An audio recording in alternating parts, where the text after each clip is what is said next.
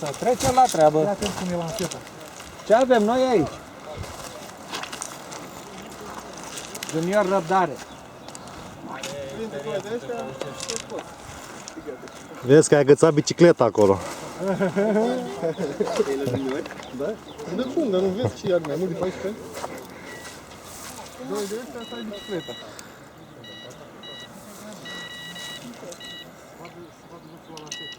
La mijlocul nu părintele, nu? Da. Da. Nu, la Mincioc părintele. Asta e risc, păi ce fac? La Mincioc? Da. Ciprian, dar nici la Mincioc părintele? Ba da. Atenție la lansetă, să vă rupe. Atenție. Bat în pontonul, leacă, ca să nu-ți bați în ponton. Aduce în spate. Juniorul mai în spate ca să rup lanseta. În spate, da.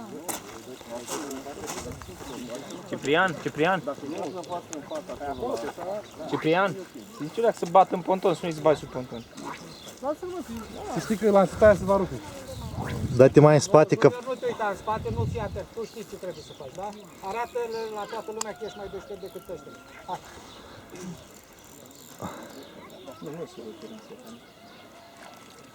Mai trebuia un inel pe vârf la lanseta aia. Fii atent la lansetă. Cadru larg ar trebui, TV-ul cadru larg. Noi știam ce e.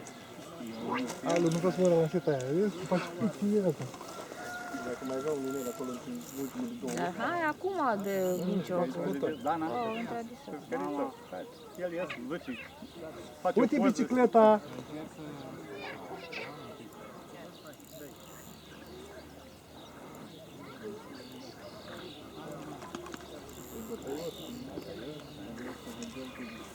Să mâncați, sale alea.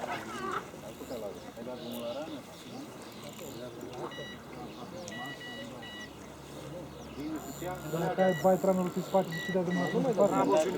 Dacă când îl aduce după aia, nu prea e ca mini-veteriar sau ca noi. În capă, uite de drum la frână.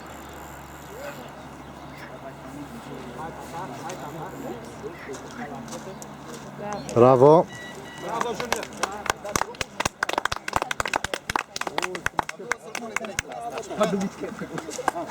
Starul nașul. Fișa de concurs. Dănuț. Nu, scriem și după asta. Este pe masă.